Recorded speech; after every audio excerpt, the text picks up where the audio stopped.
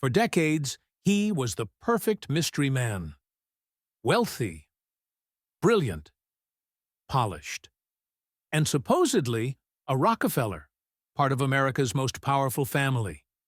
He lived in luxury apartments, had wine with Ivy League elites, married a successful businesswoman, and told stories of top-secret government work, sailing yachts with the elite, and having connections in the CIA. But it was all a lie. He wasn't a Rockefeller. He wasn't even American.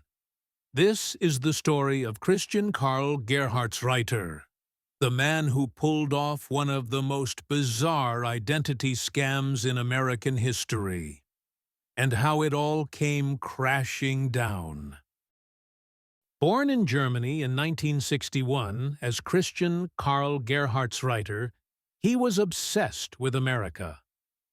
In his teenage years, he reportedly told classmates he'd be rich and famous someday in the U.S.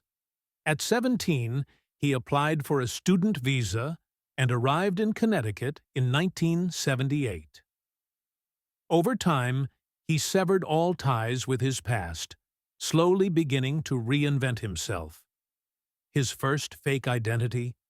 Christopher Chichester III, claiming to be British royalty. He moved to San Marino, California, a wealthy suburb, and charmed his way into elite circles, often dropping names, referencing European nobility, and dressing impeccably. But soon, the cracks began to show. In 1985, something strange happened. A couple, John and Linda Sohus, who had ties to Chichester, suddenly vanished from their home in San Marino. Gerhartsreiter, as Chichester, left town immediately after the disappearance. For years, the case remained cold. But in 1994, a body was found in the Sohus' backyard, later identified as John Sohus. Linda was never found. Chichester was the prime suspect, but by then, he had vanished. In the 1990s, he resurfaced on the East Coast, this time as Clark Rockefeller.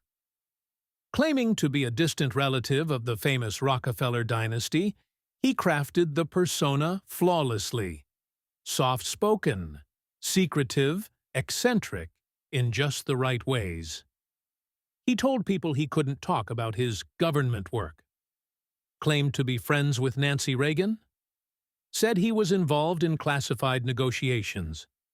People believed him. Why wouldn't they? He had money, connections, and the name. In 1995, he married Sandra Boss, a Harvard graduate and senior executive at McKinsey & Company. She never saw any ID, no passport, no license, no family. But he was Clark Rockefeller after all. For years, the couple lived in Manhattan and Boston. They had a daughter named Ray Snooks Rockefeller. Sandra's income funded everything, from high-end art to rare wine collections. But slowly, she grew suspicious. Clark never worked. He avoided taxes.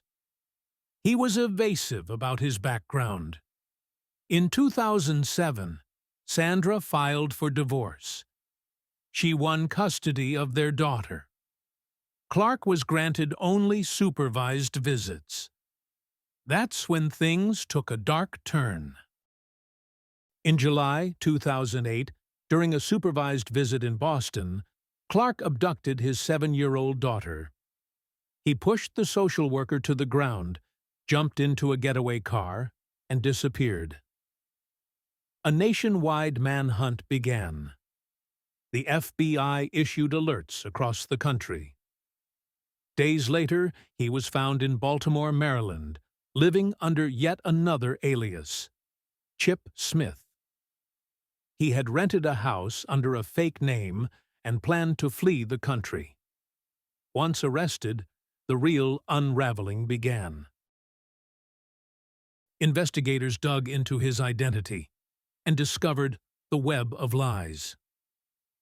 Clark Rockefeller didn't exist. Christopher Chichester was gone. But Christian Karl Gerhartsreiter, the German exchange student from the 70s, he was real. He had built over a dozen false identities over 3 decades. He was finally linked to the 1985 disappearance and murder of John Sohus. In 2011, he was charged with murder, and in 2013, convicted. He's now serving 27 years to life in a California prison. 1. He understood social engineering. He studied people, mimicked elite behavior, and crafted believable personas. 2. He chose high-trust environments, wealthy communities, intellectual circles, people who didn't want to question him. 3. He used the power of prestige, Rockefeller, nobility, intelligence work, the kind of lies that people are too afraid to challenge. 4. No digital trails. This was pre-social media. Background checks were rare. People took him at his word. Christian Gerhartsreiter wasn't a killer in the usual sense. He was something more disturbing, a social chameleon, capable of living as anyone he chose. His story has inspired documentaries, books, Blood Will Out, TV dramatizations, a Lifetime movie. And still, many who met him say they never suspected a thing. In an era of fake profiles, curated lives, and digital manipulation, the story of the man who pretended to be a Rockefeller serves as a chilling reminder. You can be anyone online. And in the real world. For a while. The best scam is the one that no one suspects. In the age of fake profiles, AI faces, and artificial reality, will we ever be able to distinguish truth from fiction again? And who are we really afraid of? The criminal at the doorstep? Or those who walk into a room in a suit and say, "I am Rockefeller"?